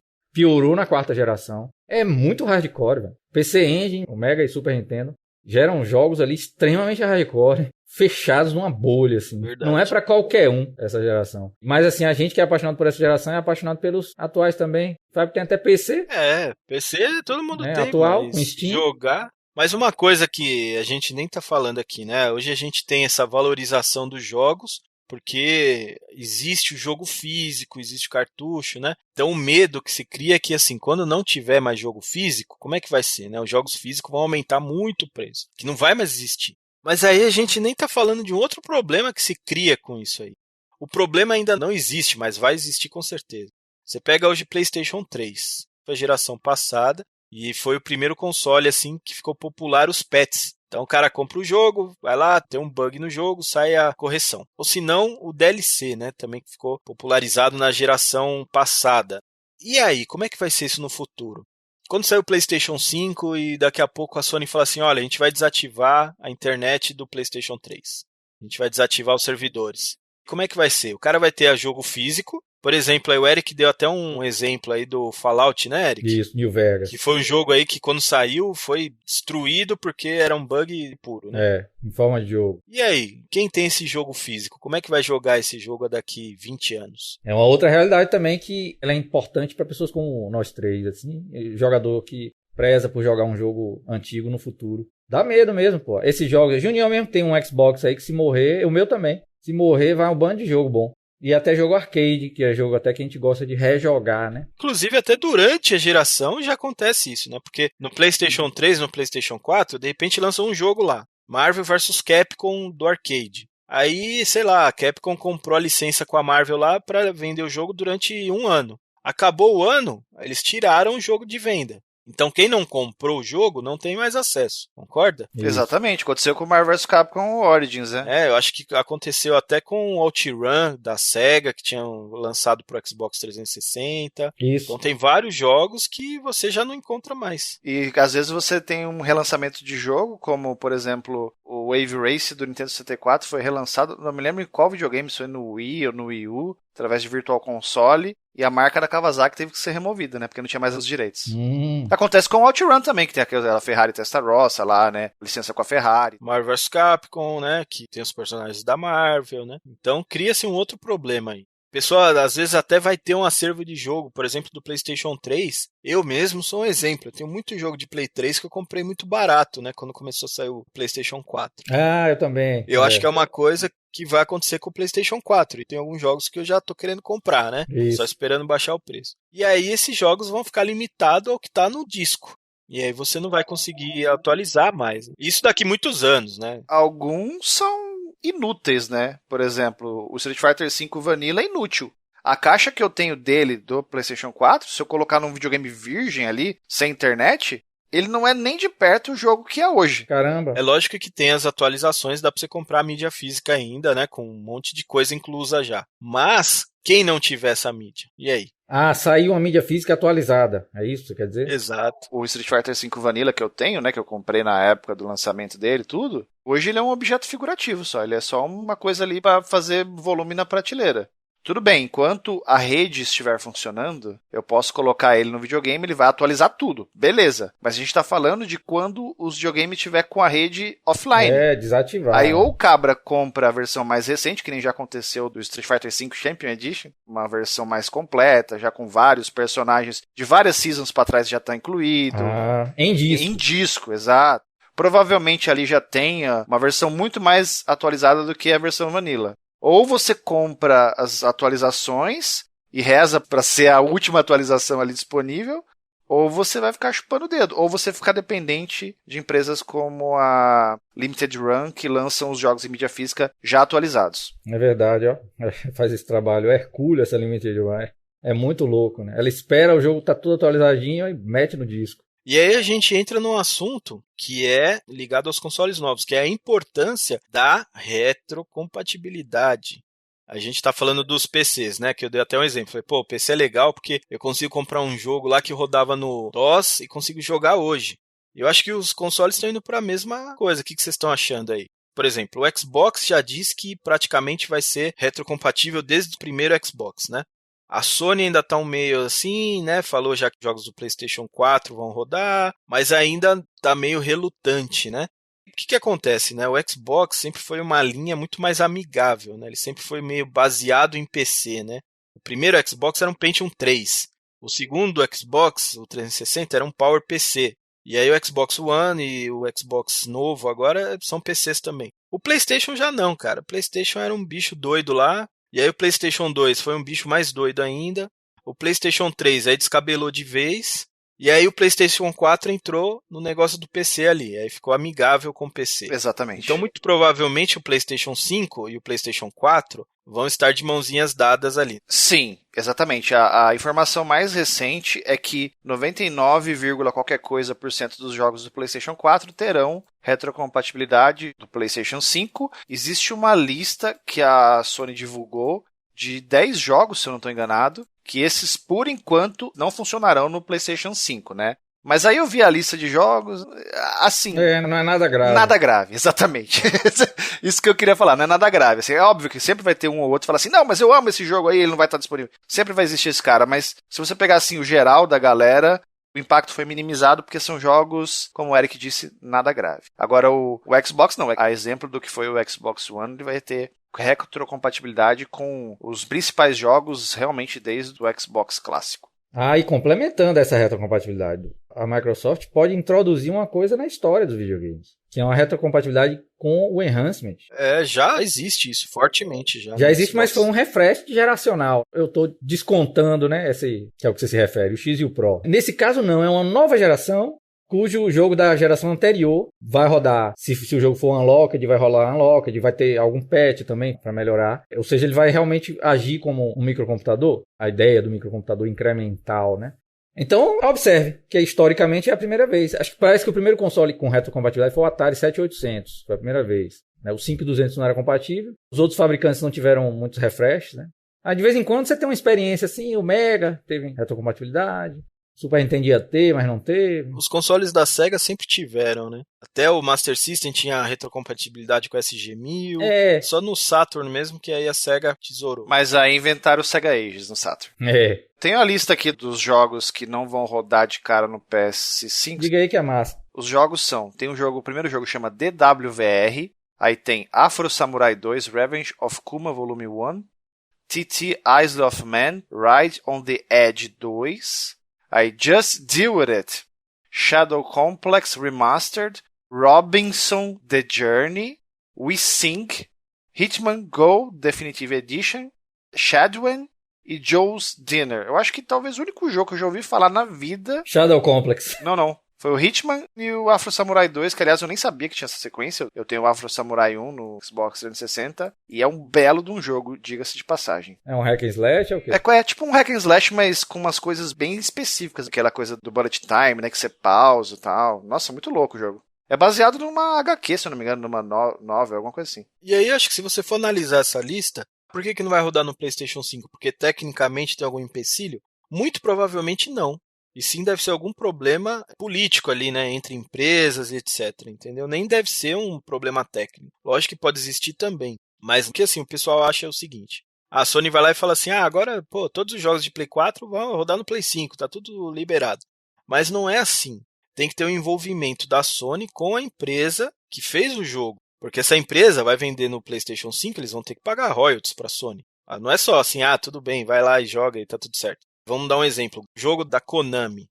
Você quer vender esse jogo da geração passada no PlayStation 5 online? Quero. Você vai ter que pagar royalties pra gente do mesmo jeito que você pagava quando vendia no Play 4. Então, por trás das cortinas, tem um monte de coisa, cara. Não é só assim, vamos rodar tudo certo, beleza. Né? Então tem que ter um contrato aí entre a empresa e a Sony, né, para lançar o jogo, para rodar nessa plataforma, como é que vai ser. Eu não sei como é que é, não sei quanto que vai pagar, quanto que deixa de pagar. Tem que ter um outro contrato. Eu só sei que existe um nó financeiro, entendeu? Não é só, tipo, beleza, é nóis, tá tudo liberado. Nesse caso específico, como se trata da Sony vindo até as empresas desenvolvedoras, eu acho que é mais, vamos dizer assim, entre aspas, fácil a negociação do que se fosse o contrário, né? Então, como parte da Sony querer ter a retrocompatibilidade do PS4 funcionando no PlayStation 5, eu acho que a negociação aí é muito mais tranquila, tanto que já temos aí 99%, segundo a Sony, com retrocompatibilidade no PlayStation 5. Então, mas depende também, porque o que acontece?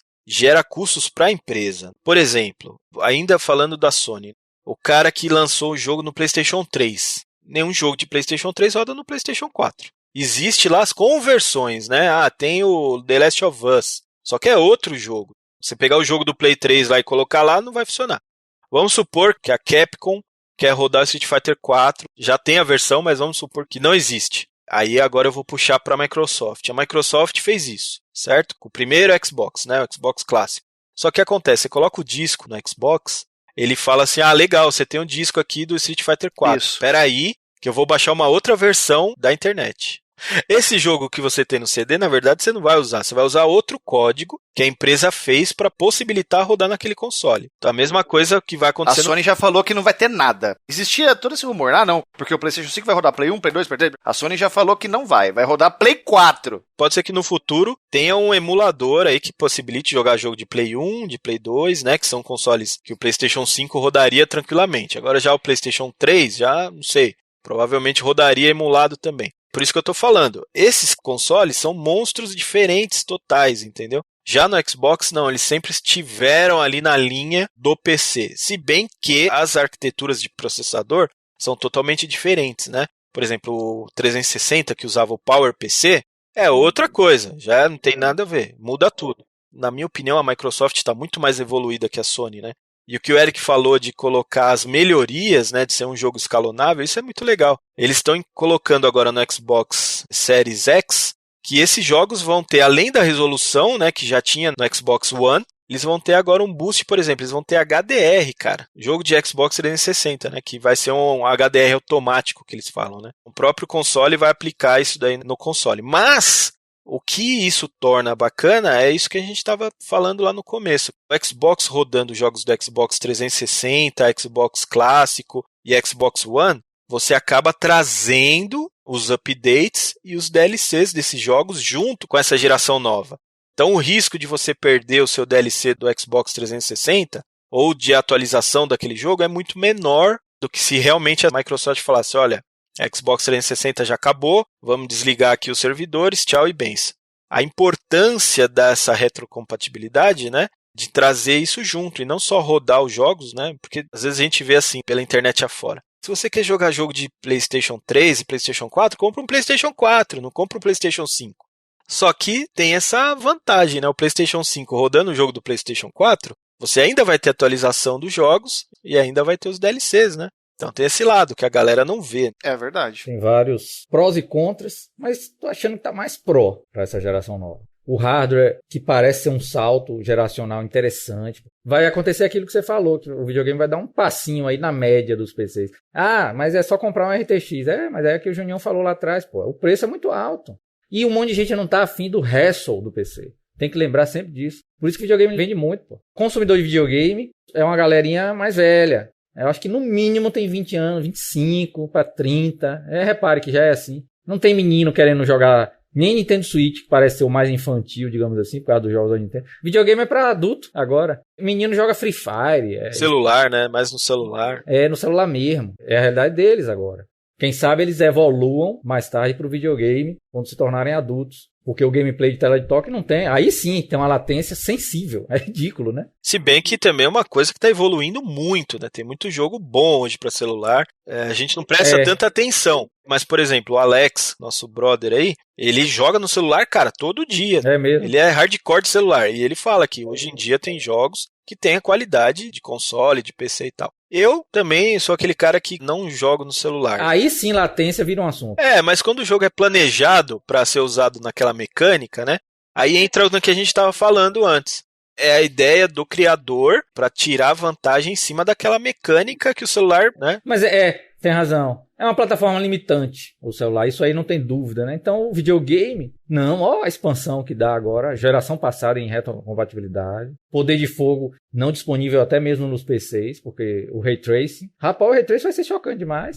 Isso eu ainda quero pagar para ver, porque, como eu falei, em placas muito mais poderosas do que vão equipar esses consoles, o Ray Tracing já não consegue rodar muito bem, né? Então, vamos ver o que vai acontecer. Vamos ver. Certamente vai ser experiência 1440p a 30 FPS, com resolução dinâmica, mas é aquela história que a gente falou e que a gente já está consciente. Os desenvolvedores exploram até a última gota do hardware. Não é como o PCzista, menino, tá pensando que todo jogo tem que ter 240 Hz. Não é assim que funciona para o desenvolvedor de videogame. O desenvolvedor de videogame quer uma taxa de quadros que ele determina que é boa. Quem determina é ele, não é o cara que vai jogar. Exato. Então a meninada cismou em encarar videogame como se fosse um parque de diversões que tem que ter uma taxa de quadros. X, senão é injogável. Isso que a gente ainda nem entrou, e a gente nem vai entrar nesse episódio, mas tem toda uma geração de PC vindo nova também, que são as novas placas aí da própria Nvidia, que estão vindo com um preço muito mais competitivo do que a geração anterior, muito mais mesmo, né? E com certeza vai dar uma briga boa aí, cara, entre consoles e placa de vídeo aí. Não vou dizer as super tops, ainda vai ser muito mais caro que o videogame. Mas tem as intermediárias aí, que é realmente a vedete, que é onde os caras ganham grana, porque realmente vende. A gente tem aquela coisa hoje, a gente vê o PC. Aquela super placa que custa 10 mil reais, olha, roda 500 frames. Beleza. Só que, se você olhar a porcentagem de venda daquela empresa, dentro daquela série de placas, né? Por exemplo, a série 20.000, né? A última geração. Quantas 2060 venderam e quantas 2090, 2080 Super? 2060 é metade do acervo de placa vendida. Cara, as placas ultra top vendeu pouquíssimas, entendeu? E a outra vendeu um monte. Então é mais ou menos o core.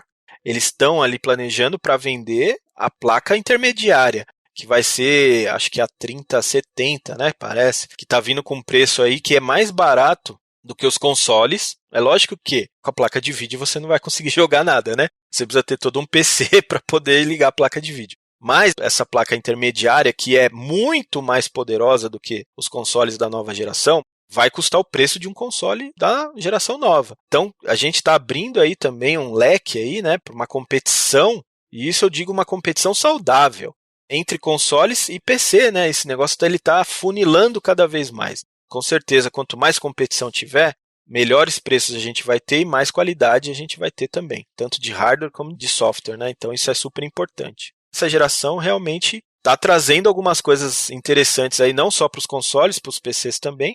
E isso que o Eric está falando, de abrir a porteira aí para retrocompatibilidade, com certeza no PlayStation 6, no PlayStation 7, vai ter também, até o PlayStation 4 pelo menos. Então isso é uma coisa muito bacana, porque aí você acaba perpetuando a sua coleção de jogos, né? De consoles, vamos dizer assim, novos. Então você vai conseguir jogar lá o seu Street Fighter V com todos os DLCs e etc. no PlayStation 7, por exemplo.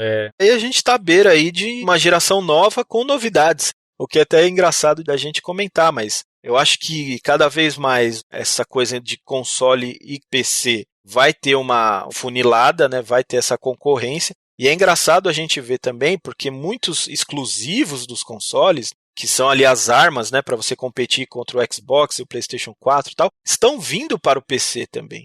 A gente está entrando aí num mercado que a gente nunca teve antes. Os exclusivos eram exclusivos e acabou, né, cara? Por exemplo, desde a época do Mega Drive, quando o Mega Drive tinha Sonic e o Nintendo tinha Mario. Nunca que naquela época existiria um Sonic para Nintendo e um Mario para o Mega Drive. Então a gente está entrando aí numa coisa totalmente nova, que eu acho que é bacana, que é válida. Vamos ver, né, cara? Vamos ver o que vai rolar. O Junião, já comprou o PlayStation 5? Não comprei o PlayStation 5. O Marcel já fez a pré-compra dele já, no dia 1º. Uau. Eu não comprei, eu não sei nem se eu vou ter condições de ter esse videogame. Eu tenho uma iniciativa rolando lá no Minicast, que é a iniciativa Just Dance. Se o pessoal for louco o suficiente de bater a meta de doação aí, a ponto de eu conseguir comprar o videogame, vou dançar 2 horinhas lá na frente do Just Dance, fazer uma live delícia do Rebolation lá, amigo. Mas se não for isso, eu não sei nem quando que eu vou ter condições de comprar um videogame desse. Vamos ter que esperar. E você, Eric, como é que tá? Eu tô querendo arriscar o S, o Xbox S. Porque eu não tive o One e eu tive o PlayStation, né? Uhum. E o Switch me interessa menos, no caso, né? Eu gostaria de ter também, claro. O acervo, necessariamente, da Nintendo, que é aquela coisa, não é tão essencial pro meu estilo. Aí o S, ele vai matar 2 gerações pra mim. O One e o próprio Xbox. É verdade. E a coisa do digital, olha só. Eu tô querendo fazer um exercício, que é viver num console puramente digital. Porque até o PlayStation 4 aí, eu só gosto de comprar jogo de disco. Eu também. Se você quer provar isso aí, eu acho que o Xbox S é a melhor opção, porque como você cria conteúdo, você não vai criar conteúdo em 4K, porque a gente não tem um setup estruturado para isso. E outra coisa, se você assinar o Game Pass, você tá feito. Isso! É o outro detalhe, o Game Pass. É um acervo massa, não tem que pensar muito. E o que você falou, o fato de o 4K tá fora dos meus olhos agora, porque eu não quero editar vídeo em 4K, que vai ser um salto de desempenho, HD, essa coisa toda. Tô muito bem com 1080p 60. Vai ser bom até continuar na 9ª geração a 1080p 60. Só que o S vai me dar 2 consoles de uma vez, né? E na prática me parece que é um console de Game Pass. Eu tô vendo isso. O próprio Danilo aí, que é meu colega que usa o Xbox, e ele gosta de comprar jogo em disco, depois que o Game Pass pintou, parece que ele não comprou nenhum. Eu não sei se o Junião tá assim também. Eu tô assim também, até porque a minha condição financeira não me permite ficar comprando um jogo mais, né? Mas sim, eu faço bastante uso do Game Pass e é uma delícia, né? Você tem ali um acervo de jogos a um clique, né? Só você apertar um botão aí, fazer o download e ser feliz. Eu acho que é uma coisa que vai ser bom pra você, Eric. Eu tô na mesma vibe aí do nosso amigo Junião. Porque eu não tenho esse plano de ter, né, o PlayStation 5. Eu já tenho o PlayStation 4 Pro e o Xbox S. Então, pra mim, o Series S já não é tão interessante. Agora eu vou ter que realmente esperar pra pegar o X. Exato. Pra ganhar mais desempenho. Você tem uma 4K já. Então, pra mim, agora vou ter que esperar quando eu puder comprar o console, aí vamos ver, né? Vem coisa boa aí. A gente tem essa vontade de, não é nem de jogar os jogos novos, mas até de você ter um console novo, a experiência de você ligar ele a primeira vez, ver a interface, né? Isso que eu acho que pra gente é mais marcante do que realmente a jogatina frenética mesmo. Pra quem gosta de videogame, é uma sensação difícil de substituir. Exatamente. Quem critica a geração, a gente vê na internet isso, né? É bizarro, né? Pra quem já conseguiu comprar, tá de parabéns, é isso aí, pessoal. E quem não conseguiu comprar ainda, tem um pouco de paciência aí, sua hora vai chegar. Perfeito, faço das suas palavras as minhas. E é isso aí, galera. A gente vai ficando por aqui. Esperamos aí que vocês tenham curtido esse podcast e vamos que vamos. Muito obrigado a todo mundo que acompanhou a gente. A mensagem que eu deixo no final é curtir os jogos de videogame, vamos jogar mais e reclamar menos e brigar menos. E é isso, pessoal. Muito obrigado aí. A gente se vê num próximo podcast.